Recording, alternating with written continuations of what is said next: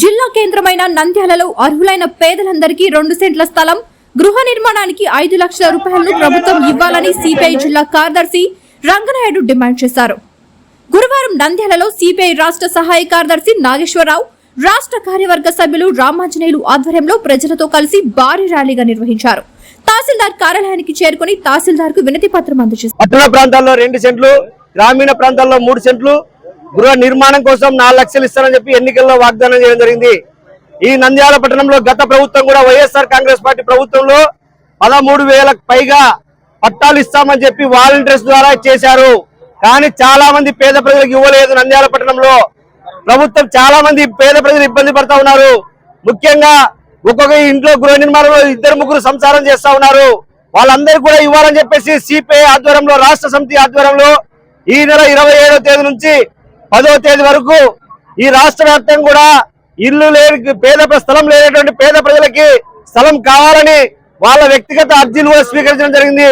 Nandyal town లో కూడా 29వ తేదీ నుంచి ఈ రోజు వరకు కూడా 4 కేంద్రాలు పెట్టి ప్రతి కాలనీలో మేము ఈరోజు అర్జీలు స్వీకరించడం జరిగింది. వాళ్ళతోనే ఈరోజు స్వయంగా ముఖ్యమంత్రి చంద్రబాబు నాయుడు గారు ఇంట్లో పట్టాలు ఇస్తాం ఖచ్చితంగా అని చెప్పేసి ఆయన జీవో కూడా జారీ చేయడం జరిగింది.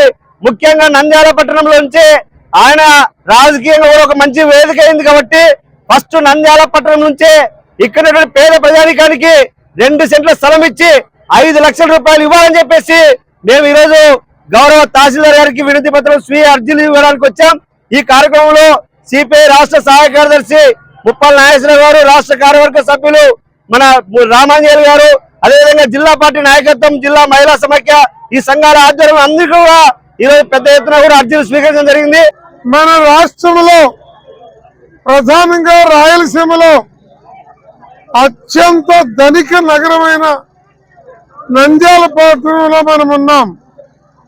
సిపిఐ నాయకులు, మా సహచరులు రామాంజనేయులు గారు, రంగనాయుడు గారు, బాబా ఫక్రుద్దీన్ గారు, ప్రసాద్ గారు, సోమన్న గారు, ధనమ్మ గారు, ఇంకా అనేక మంది సిపిఐ, వ్యవసాయ కార్మిక సంఘం, మహిళా సమాఖ్య ఆధ్వర్యాన రాష్ట్ర వ్యాప్తంగా ఇళ్ల స్థలాలు లేని పేదల అర్జీలు తయారు చేసి రెవెన్యూ అధికారులకు ఇచ్చే దాంట్లో భాగంగా ఈరోజు మేమంతా నంద్యాల తహసీల్దార్ గారి దగ్గర ఉన్నాం.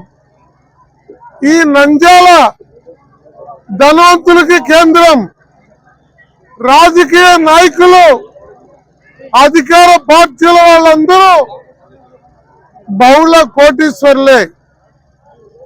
మీరు చూస్తున్నారు, తహసీల్దార్ కార్యాలయం పేదలతో కిటకిటలాడిపోతూ ఉంది. దళిత పేదలు, మైనారిటీ పేదలు, బలహీన వర్గాల పేదలు